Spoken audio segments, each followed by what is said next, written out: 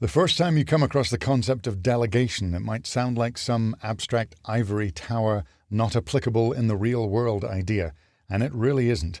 Like MVC, delegation is one of the core design patterns in Apple development and in iOS. All iOS apps use delegation.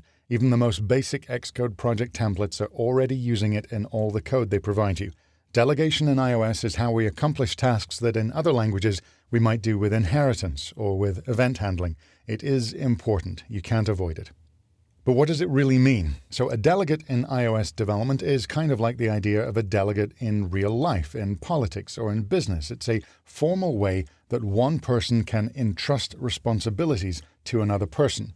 For us as developers, delegation is a formal way that one object can entrust work to another object.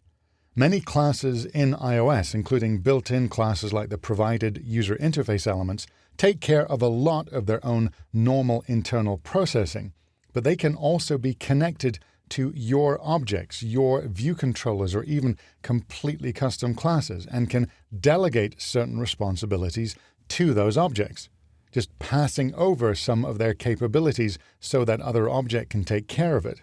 Now, your first involvement with this in Objective-C is by understanding how to create a class that can act in this delegate role, so how some built-in class can delegate to you to pass responsibility over to your class.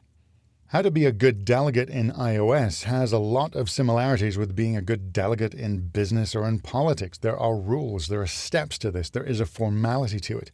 In real life, if you wanted to be a delegate, step one would be you need to know what you have to do. What are the responsibilities here? Because it's not casual. If you wanted to be an official delegate for a political party or for government, there would be formal documents that describe exactly what is expected of that delegate in that role, and there would be different rules. Being a delegate in one situation is different for another.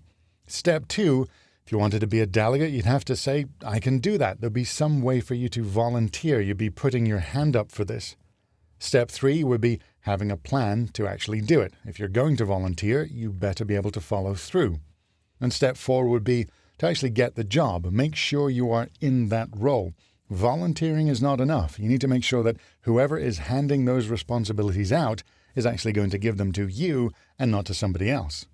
So if these are the four rough steps of being a delegate in real life, what is it in iOS development? Well, exactly the same thing.